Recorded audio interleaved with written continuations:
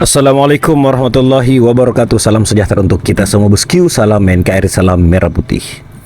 Ya, kali ini ternak mulion entah mau lari kemana, mau kabur kemana, karena kiri kanan dia kena tampol oleh netizen. Nah, kita kembali terkait pagar laut yang sampai sekarang belum usai, sampai sekelas Pak Yusuf Kalla sampai Prof Mahfud MD itu kemudian memberikan komentarnya. Dan yang aneh nih, yang keren tuh apa, singgungan dari Pak Yusuf Kalla. Kok hal yang remeh gitu aja nggak bisa diselesaikan sampai sekarang? Nah, itu mengindikasikan bahwa ada permainan nih antara mereka, antara apalagi tuh si menteri KKP itu agak lain. Nah, kemudian ada penjelasan dari Polairut ya. Polisi apa? Polisi air udara. Polairut. Oke bosku, mari kita simak videonya. Pimpinan KPK baru ini Di KPK orangnya Jokowi semua yang ya pantasan yang dekat dengan Jokowi aman. Benar. panselnya kan panselnya Pak Jokowi. Terus 10 nama dikirim ke DPR. Pas Prabowo belum dilantik. Jadi di ujungnya Jokowi banget. Jadi ini orangnya Jokowi nih. Jadi salah satu cara menurut saya kalau misalnya Prabowo ingin membuktikan saya punya bayangan nih gimana ke depannya pemberantasan korupsi, harusnya tuh partainya di DPR tolak semuanya. 10 calon itu yang udah dipilihkan oleh Jokowi. Tapi Pak Jokowi intensinya memang mau merusak KPK gitu.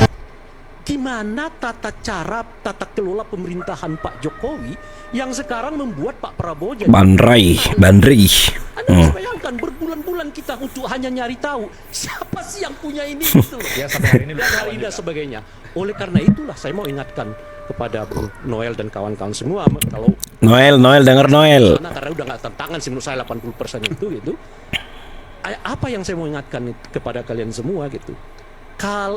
Kalau kalian berpuas diri pada soal kepuasan terhadap pemerintah, lanjutkan program-program populis ini. Tapi saat yang bersamaan kita menghadapi tantangan besar di masa mendatang, warisan dari Pak Jokowi apa itu?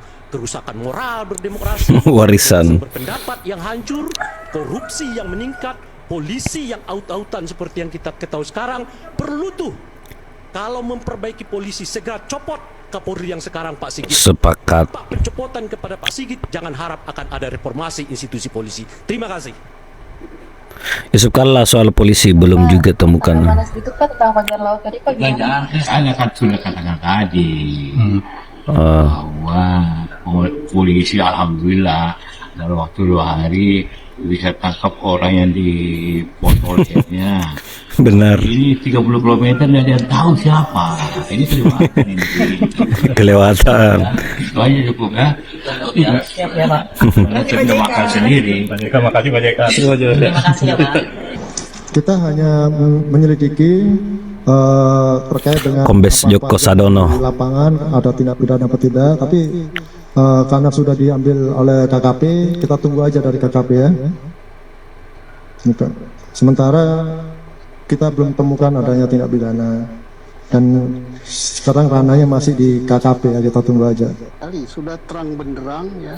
Susnudu Aji kasus pagar laut. Petromak, ya. Kasus itu ada berapa? Kasus pagar laut. Oke lah. Yang menyidik itu adalah PPNS dari KKP. Hukumannya bisa denda, bisa juga penjara. Baca undang-undang tentang pengelolaan pesisir dan pulau-pulau. Semoga di penjara ya. Fisik itu ancaman hukumannya ada penjara, ada denda. Oke, sekarang masuk ke pensertifikatan. Laut disertifikat. Sudah benar, kejaksaan periksa mulai dari siapa? Lurah atau kades. Dan kades ini memakai tanda tangan, memakai KTP warga yang dipalsu. Kemudian diterbitkan sertifikat, berarti ada yang memproses ya. Ya. Masukkan keterangan palsu untuk alas hak terbitnya sertifikat, itu minimal pidana umum pemalsuan. Kemudian memberi uang itu suap.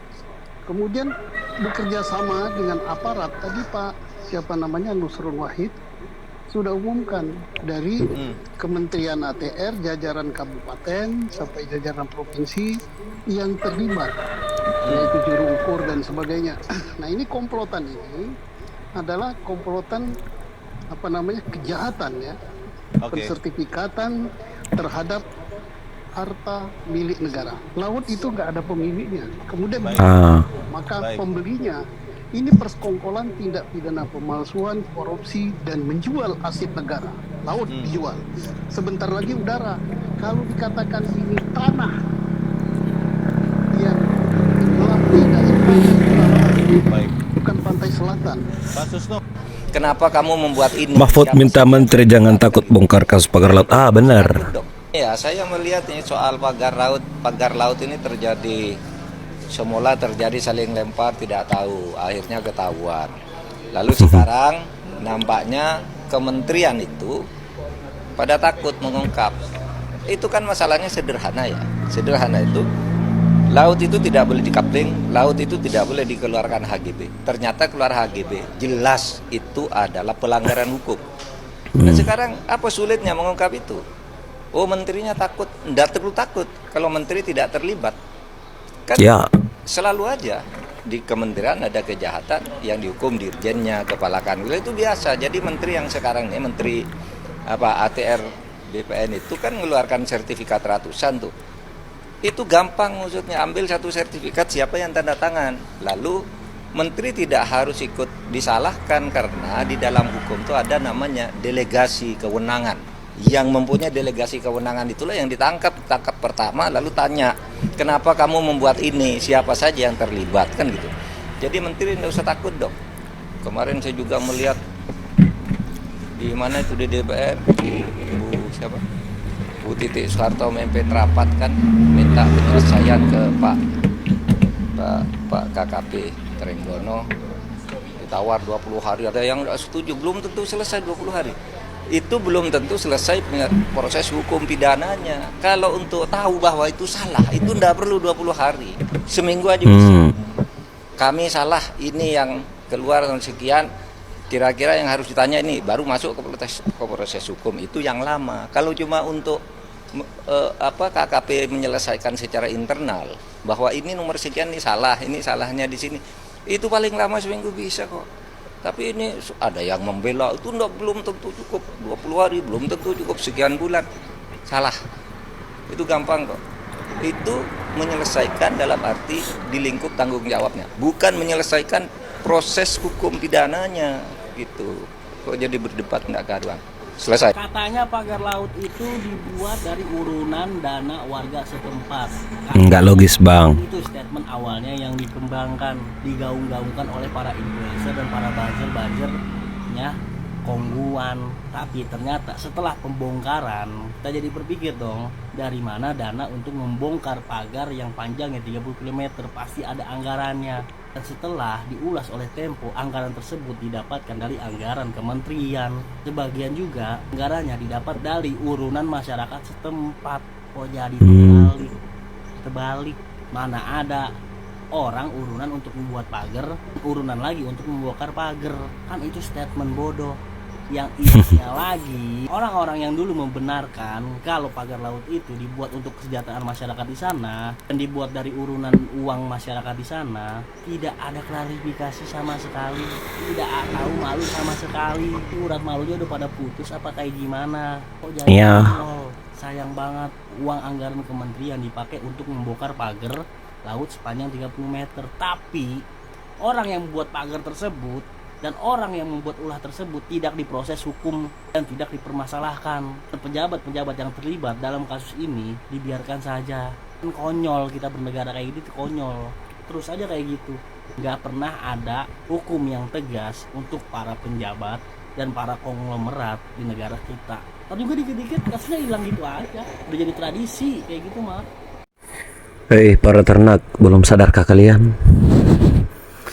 Itu sudah bukti tuh, aduh, gimana ini? Emang jago ya majikan kalian, sampai sekarang belum bisa ditangkap. Ya karena yang mau nangkap itu masih saudara kalian, para ternak. Oke bosku, tanggapan kalian di kolom komentar. Assalamualaikum warahmatullahi wabarakatuh.